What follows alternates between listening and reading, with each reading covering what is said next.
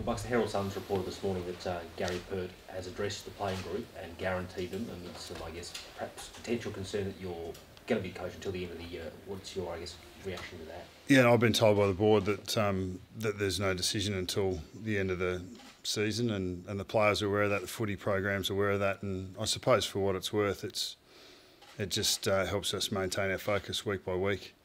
Over the next 7-week period, it was my intention and my understanding all along, so I suppose it's good to be validated by the board. Does it give you any sort of extra sense of clarity or lift a little bit of the pressure on yourself and your team? No, I knew exactly where it sat, but the fact that it's been reinforced doesn't hurt. I guess that you'd mentioned previously you'd thought about if it came to it walking away at a different time. Does that put any thought of that, I guess, to one side now? No, I had no intent on that at this point of proceedings. It was always, as I said, consistently standing right here. It's those discussions are for end of season. What's your pass mark? Have you got a pass mark for the next 7 weeks, like you personally? Yeah, win every game. We still want to do that, funnily enough, and it starts with performing better against Gold Coast this week. So, we've I spoke about reframing and resetting straight after the game, and we've had a few good conversations, and once again, words are words, but we've got something to achieve over this next period of time, and it starts with the game v Gold Coast, and we're not lifting our eyes beyond that, and we need to show more than we've shown in the last 3 weeks in particular, more of what we saw for that 6-7 week period leading into the bye when we were playing some pretty good footy. Nathan, you spoke about the next 48 hours after the result and changing things up, so can you tell us what you've done? Yeah, we just had some conversations around where we're going to go this week, and we're really clear on what we want the game to look like for us, and the areas that we've fallen down over the last couple of weeks. So it's mainly going to be around our intensity and our defensive focus, and making sure that we're playing and working hard as a team the way you need to play winning footy. It's pretty clear at the moment the opposition are paying lip service to our contested ball and our defensive ability. Essendon and Port Adelaide and Hawthorn to some extent just coming back at us really hard on turnover and probably showing us up with our inability to be able to defend fast transition on turnover, and that wasn't there for most of the first half of the year. We were defending a lot better, but we've leaked scores in the last month, and we need to fix that. Is it a structure thing, skill thing, or a combination of a lot of all of the above. But I think the general intensity of our game has dropped off the last couple of weeks in particular. We have relied pretty heavily on strong midfield work rate, and that's not going to go away. All teams are looking for that, but our clearance numbers have been poor. Our transition defensive numbers have been poor, and the offence sort of pales because of that. But we know where it starts. Do you think what you said, articulated post-match, has kind of cleared the air for the players, given that you said that it has had an impact on their performance, presumably? Well, just because I talk publicly about something doesn't mean that we haven't addressed things in some shape or form. Anything that's going to affect performance or the psyche of the group or the focus of the group, we don't wait for it to be on the back page to address it. So that's all been done. So this is, if you see a response from us, it'll be off the back of being shitty with a couple of really poor performances, and that's largely where it'll come about. But it doesn't. We'd like to think we can flick a switch, but we're going to need a pretty solid effort from all players that are tasked, that are handed the task of playing the way we want to play against Gold Coast, and we have those combos, but as I said, we're still going to get it done. What the players pretty, probably as disappointed as you've been post game on the weekend. It almost some of the comments you made just interpreted. It almost seemed like an inevitability about your coaching position. Do you sense that there's an inevitability, or can you still fight and win another? I was disappointed because we lost the game of footy and probably more so not so much that we lost, but the way we lost. We just and that's probably where the tipping point comment that has been replayed a fair bit. But in the end, it's you're either playing winning footy or you're not, and we haven't played enough winning footy.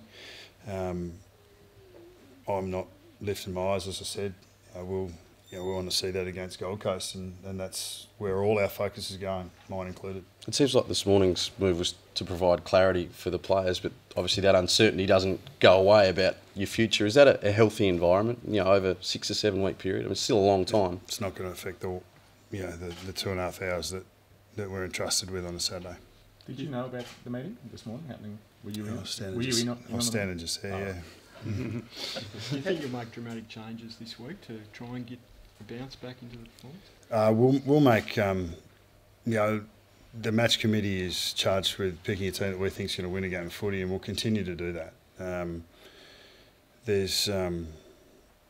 I understand the conversation about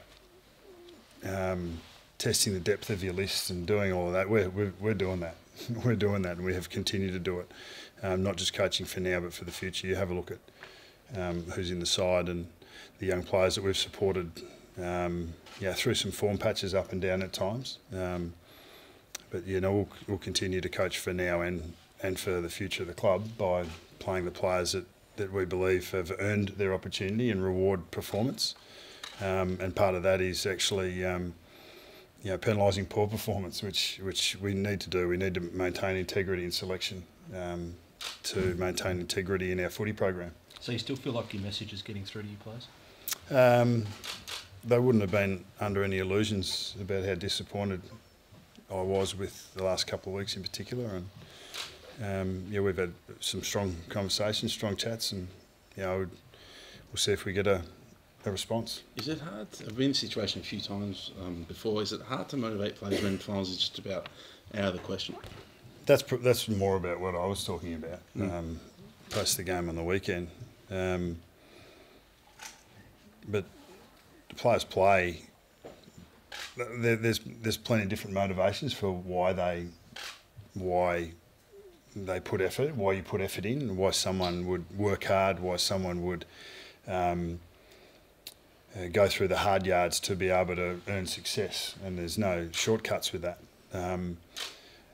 But one of those is finals, and that's it's off the table, potentially off the table for us now, and very likely it's off the table. So you end up playing for different reasons, and you find out a lot about people in these circumstances. There's no doubt, but every one of the players, staff members, has a career that they're responsible and accountable for, and they've got expectations around the football club for the role that they play. So there's probably an element of pride for each of those individuals, and then to be able to pull it together in a team effort is what you want to see, whether finals are on or off the table.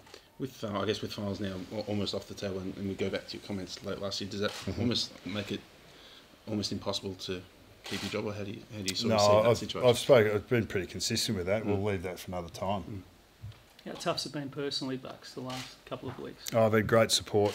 Had no question about what my role is and where I can have the most impact. Playing my role and trying to fulfil my responsibilities to the best of my ability. So that hasn't wavered once, mate. So personally, I've been well supported and felt like that I've been keen and ready to work and do whatever has to be done every day.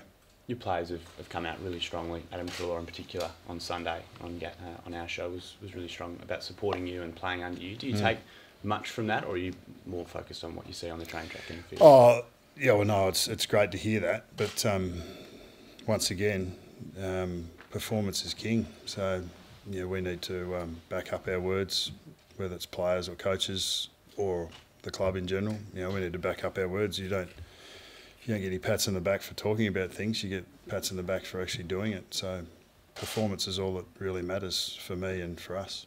Obviously, with 7 weeks to go, clubs will start to turn their mind to recruiting. How potentially damaging is the uncertainty from a recruiting perspective at the moment? Like, how do you assess who you would potentially want next year, for example, or who you go after?